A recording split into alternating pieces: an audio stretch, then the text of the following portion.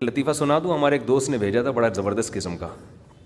ہمارے ایک دوست ہیں لاہور میں, انہوں نے کسی کا لطیفہ بھیجا, لیکن لطیفہ بڑا سبق آموز ہے. وہ ایک آدمی گیا گوشت کی دکان پہ, شاید آپ لوگوں نے بھی سنا ہو, اور کہنے لگا کہ 1 کلو گوشت دے دو.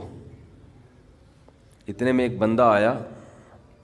یہ آدمی لینڈ کروزر میں گیا نا, بڑی VIP گاڑی میں, مالدار آدمی ہے. گوشت کتنا لے رہا ہے؟ 1 کلو. دوسرا آدمی آیا, اس نے کہا بھائی 10 کلو گوشت دے دے, چانپیں بھی اور دل بھی, کلیجی بھی, پٹ کا گوشت الگ, بکرے کی الگ نکال, فلانے الگ نکال. اڑے بھائی, وہ کسائی اس کو چھوڑ کر اس کے پیچھے لگ گیا نا, اس کو پہلے گوشت بنا کے دیا. یہ جو 1 کلو والا تھا نا 1 کلو والا, اس کو غصہ آیا کہ یار اس کو تو 10 کلو دے رہا ہے کم بخت, 10 کلو والے کو پہلے دے رہا ہے. اس نے کہا بھائی وہ اس کا آرڈر بڑا ہے, وہ پرانا کسٹمر ہے ہمارا. اس نے کہا یار اس کے پاس اتنا پیسہ کہاں سے آیا کہ اتنا ویسے گوشت لے کے جا رہا ہے. اس نے کہا بات یہ ہے کہ اس کی 4 بیویاں ہیں. اس کی کتنی بیویاں ہیں؟ 4 بیوی, چاروں بیوہ ہیں. اور یہ چاروں بیویاں کسی مالدار آدمی کی بیویاں تھیں جو ان کے لیے بہت پیسہ چھوڑ کے گئے اپنی بیویوں کے لیے. اس مالدار نے کھایا کم اور بچایا بولو زیادہ.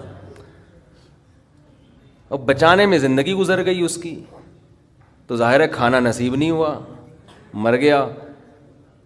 وہ مر گیا جب میں نے اس اسٹائل سے کہا نا, تو مجھے وہی یاد آ گیا لڈن جعفری, اللہ تعالیٰ. مر گئے پھر دوبارہ زندہ ہو گیا, کچھ اسٹائل اچھا تھا. تو بچایا نہیں, اور بچا کے مر گیا. اب ظاہر ہے بیوی جو تھی ان کو پیسہ مل گیا ٹھیک ٹھاک. اب ان کے پاس پیسہ ہے, بندہ مارکیٹ سے شارٹ ہے. عورت کو ظاہر ہے پیسے کے ساتھ شوہر بھی تو چاہیے نا, اس میں بھی ڈیزائرز ہیں, اس کو بھی ضرورت ہے میاں کی. تو یہ غریب کا جذبہ تھا 4 شادیاں کرنے کا نا, تو یہ کرتا چلا گیا. پرانے والے کا سارا پیسہ کس کے پاس آ گیا؟ اب یہ بیوی کے خرچے پہ کھا رہا ہے, یہ بچا نہیں رہا. ظاہر ہے عورت کا پیسہ ہے, تو یہ دوسرے کے پیسے پر ان کی بیویوں سے شادی بھی کی ہوئی ہے, اور اس دوسرے کے پیسے پر کھا بھی رہا ہے. اس لیے یہ 10 کلو گوشت لے کے جاتا ہے. سمجھ رہے ہو؟ اس نے فوراً کہا میرے لیے بھی 10 کلو بنا دے, میں نہیں چاہتا میرے مرنے کے بعد میرا ہوا بچا پیسہ کوئی اور بے غیرت استعمال کرے. معذرت کے ساتھ, ابے پہلے خود تو کھاؤ. اس وقت جو تمہاری حاضر سروس بیوی ہے, بولو تم جب تک میری بیوی ہو تو کھاؤ, ٹھیک ہے نا, تم بھی کھاؤ میں بھی کھاؤں گا. مر گئے تو بھائی وہ اس کے لیے نکاح کا دروازہ, اور جب ہمارے بیانات چل رہے ہیں تو یہ تو اور دروازہ کھل گیا ہے. پہلے تو بیوہ کو رشتہ ہی نہیں ملتا تھا نا, اب تو بہت سی بیوہ ایسی مارکیٹ میں آ گئی ہیں, پیسہ بہت ہے, بندہ نہیں ہے, ہم اپنے خرچے پہ شادی کرنے کے لیے تیار ہیں, کوئی شریف آدمی مل جائے ہمیں. اب تو ایسی بیوہ بہت آ گئی ہیں مارکیٹ میں کہ جی پیسہ ہمارے میاں بہت چھوڑ کے گیا, بندہ نہیں ہے. تو میں نہیں کہہ رہا آپ بیوی کے لیے پیسہ نہ بچائیں, لیکن یہ دماغ میں رکھیں کوئی بغیرت آپ کے پیسے پہ آپ کی بیوی کے ساتھ زندگی گزارے گا, خرچہ آپ کا ہوگا, آپ اس کو پیسہ دے کے جا رہے ہو. تو اعتدال اس چیز میں ضروری ہے. ایسے لاوارث نہ چھوڑو اپنے بیوی بچوں کو, لیکن اعتدال. اتنا بھی نہ دو کہ ہری ہری سوجنا شروع ہوئے. بچوں کے لیے بھی بناؤ کچھ. خیر, کہاں سے کہاں بات چلی گئی یار. تو جلدی سے بات کو سمیٹتا ہوں, کیا کروں, پھر گھوم پھر کے ادھر ادھر دائیں بائیں جانے لگتے ہیں. تو یہ میں ان لوگوں کے لیے یہ لطیفہ ہے جو بہت زیادہ بچانے کی فکر کرتے ہیں. میں کہتا ہوں نا, آپ اپنی اولاد کے لیے بچا رہے ہو, اپنی اولاد کے لیے بچا رہے ہو, کھا نہیں رہے, نہ خرچ کر رہے ہو بچوں کے. تو بچے پھر جب بچوں کے پاس آئے گا تو وہ اپنے بچوں کی فکر میں بچائیں گے. تو آپ بھی تو خود کسی کے بچے ہو نا.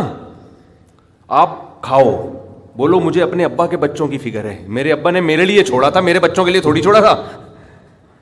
اور اگر آپ کے ابا نے آپ کے لکھ کے بجائے آپ کے بچوں کے لیے چھوڑا تھا تو آپ کے ابا تو بڑے بے وقوف تھے, کیونکہ بچوں کے لیے بھی اس لیے چھوڑا کہ وہ اپنے بچوں کے لیے چھوڑیں. پھر تو کھائے گا کون پھر اس کو بیٹھ کے.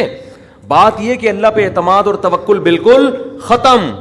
یہ بھول گئے ہیں کہ جب انسان دنیا میں آتا ہے تو صرف پیٹ نہیں لے کے آتا, 2 ٹانگیں 2 ہاتھ کمانے کے لیے لے کے بھی آتا ہے. آپ کا بچہ اپاہج ہے تو سمجھ میں آتی ہے بات, 2 ہاتھ 2 ٹانگیں تو بھائی جیسے آپ نے کمایا وہ بھی کمائے گا انشاءاللہ.